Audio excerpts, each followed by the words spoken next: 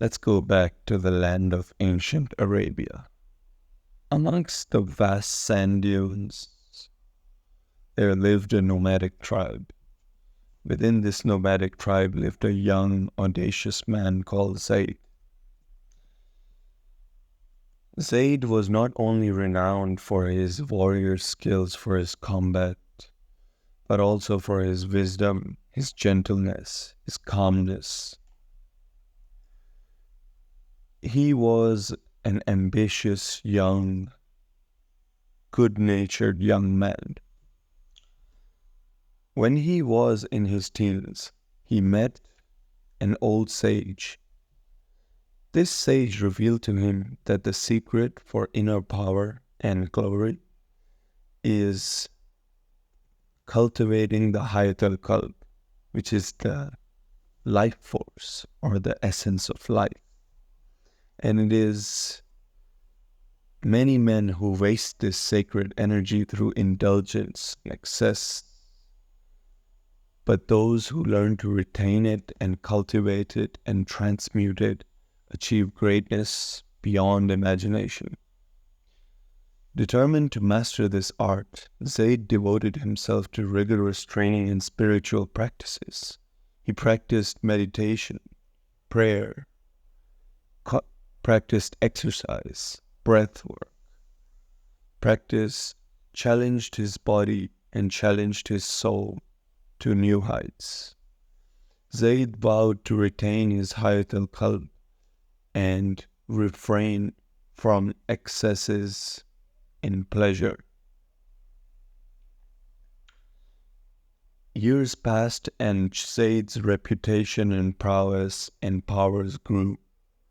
He became known across the land for his unmatched endurance, clarity of mind, and judgment, his gentleness of character, but his firmness in the face of adversity. His presence was commanding and his charismatic personality attracted many people across his tribe. Zaid's tribe thrived under his leadership, becoming a bastion of strength and wisdom. Ultimately, any man who reaches fame faces challenges, and Zaid faced his ultimate challenge on a fateful day where a powerful enemy threatened the peace of Zaid's tribe. A warlord infamous for his brutality and dark magic amassed an army to conquer the oasis that Zaid called home. The people, although they were brave, they feared the overwhelming force that approached them, that meant to enslave their men and destroy the sanctity of their women and destroy the sanctity of their tribe, and essentially to loot and plunder and take whoever and whatever they wanted. Zaid stood before his people, who were extremely distressed. He had a firm but deliberate look on his face and an open body language. He radiated calm and confidence, but with an undertone of determination and courage. He knew that the true battle was not just physical, but it was a test of the inner strength of the people. As the enemy advanced, Zaid led his warriors with unparalleled vigor. He retained energy fueled for every strike, every command, and every strategy.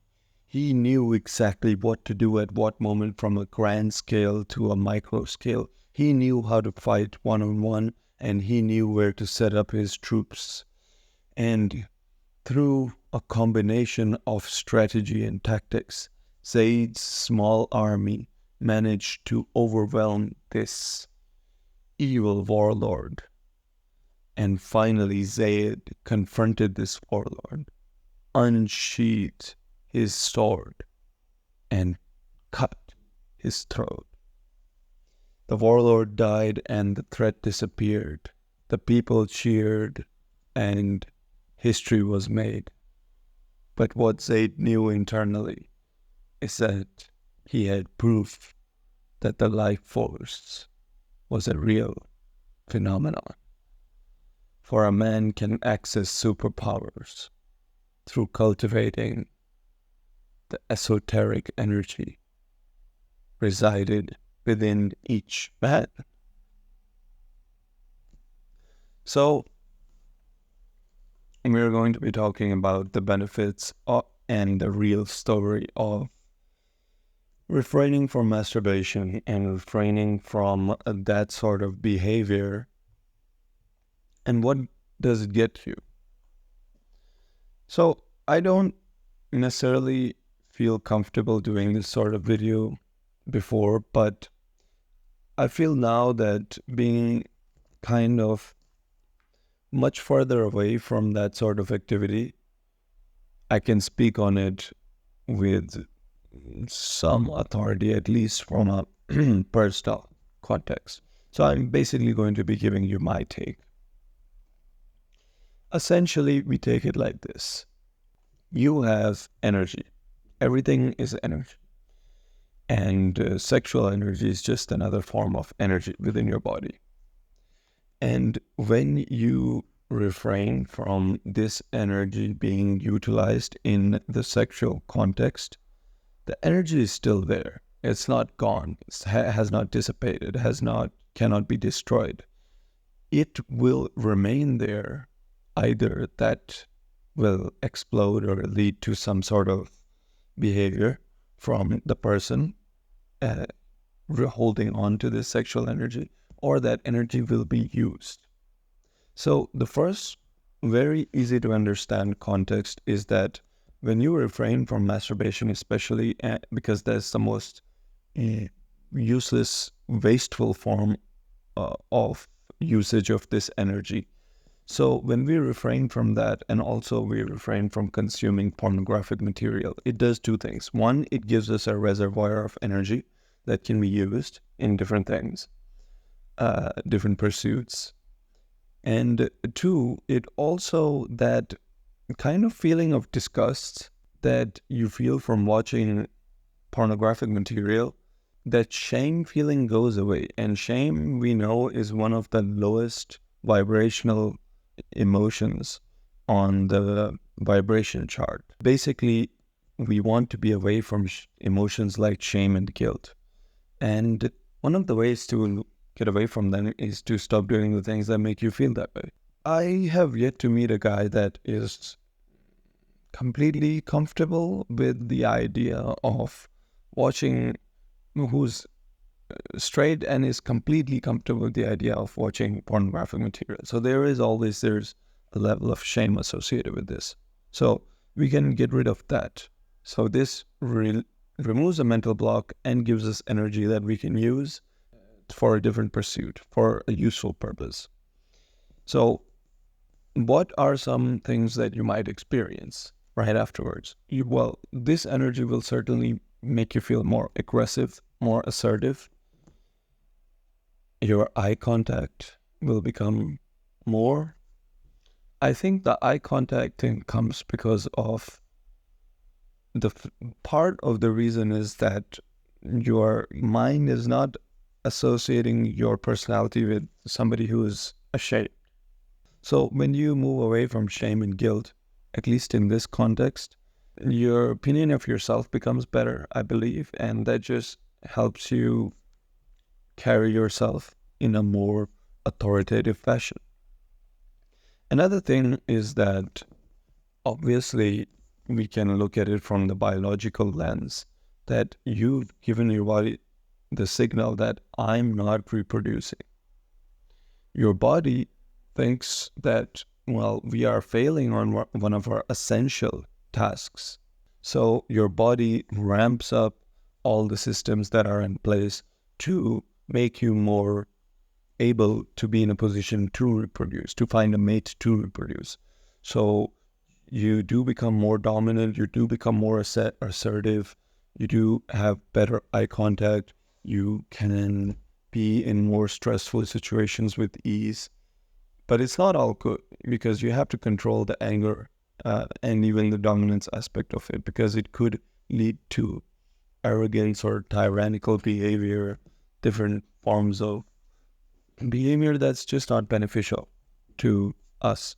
So now we come to the point of how to cultivate it. And essential way to cultivate this is through breath. So you feel the urge, you breathe in to the balls.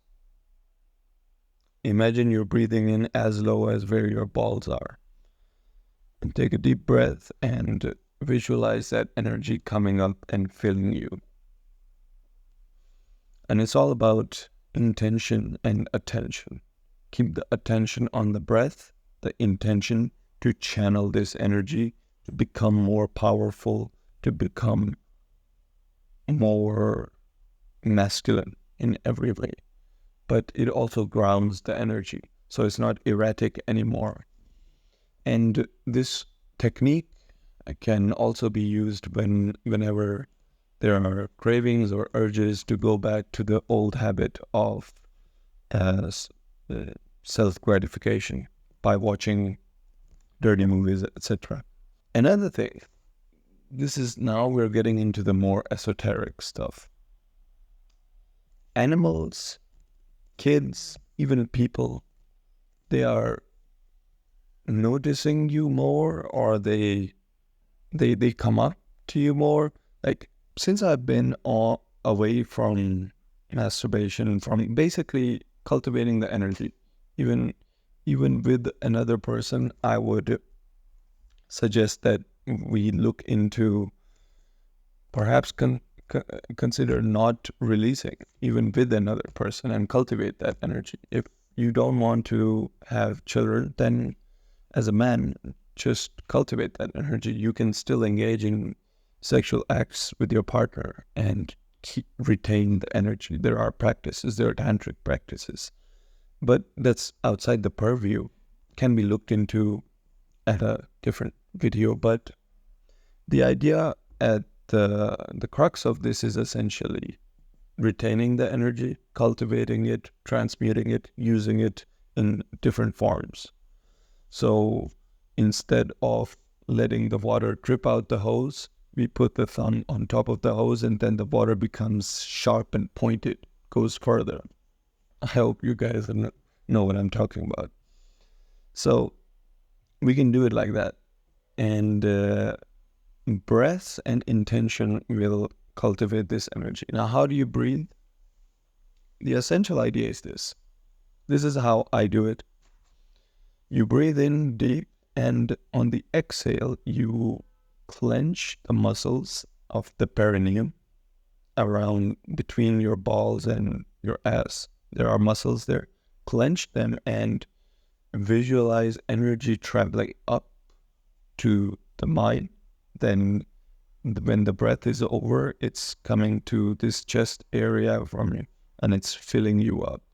And think of that energy as light, as powerful. It's all about imagination. Okay, so this is the esoteric stuff. But even if you don't do this, if you eliminate that content, pornographic content, and the activity from your life, you will see a change in the world reacting to you differently. I have aggressive dogs become sort of obedient in front of other people's aggressive dogs. So there's like a dog barking, I'm going to walk in front of it, not on purpose, just because I'm going in that path, and the dog would just stand by. And I even tested out this theory by petting him. At first I was a bit cautious, this is a barking dog, maybe like not the best idea to pet it right now, but did it. Dog just docile, just obedient, and even started following me. These are large dogs. So that's one thing. Children, you will see, they will notice you more. You wave at them, smile at them, and girls, odd phenomenon. Sometimes just girls, they look at you like a painting, like they're looking at a painting, right? Like they're bewildered. they would look at you with these like googly eyes and like kind of with an entranced look. It's not like raw, like I'm gonna jump you attraction type of thing, but they're just entranced. And this happened repeatedly. And other men, um, generally the dominance attitude, it will attract other men too, but it will attract them as in like they will want to talk to you. I've been approached more by other men too, uh, as I've been on this journey. Ultimately, the idea is cultivate the energy through breath, utilize it in exercise, utilize it for projects, utilize it for developing skills, learning new things, and not focus so much on the female attraction part of it, because you will get female attraction. That's some girls will be entranced, other will be outright complimentary. The crux of it is that they're just going to be sucked into your vibe. And I think the reason for your vibe having this magnetic effect is because you do become more just animalistic on this practice. I do feel more aggression. I do feel more like I am capable of ripping somebody apart, or of doing something remarkable, or of winning in a battle. Of course, I don't look at people thinking like, oh, I'm going to do this and that to you, but it's more so in the feeling of going about life. So a pitfall you might fall into, that I regularly fall into, is the consumption of weed, smoking marijuana. If you are a weed smoker, you are going to be attracted to weed, especially now, because you feel these intense emotions now, right?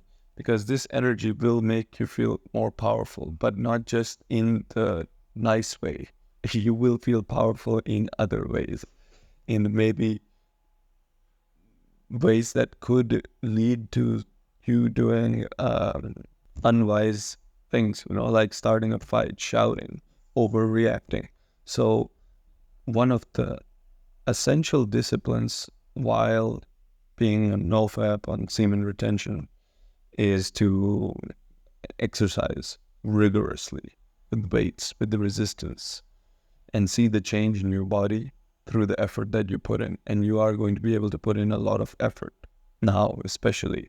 Another way is to put yourself in situations that you find uncomfortable socially and expand your comfort zone, whether it's talking to girls or talking in front of crowds. I know people that cannot give presentations. This would be the time to start practicing those things. Start speaking in front of people. Start expressing yourself, being more articulate and dominant and assertive in your manner of speech. Another thing to do is to start cultivating good body language. Because of this mental shift away from shame, good posture, open, confident posture will be easier to come by because the internal state has changed. Okay, so boys, to wrap it around, I've told you a little bit about my experiences on it. If you want me to go into particular detail on any topic, then let me know. Otherwise, stay audacious.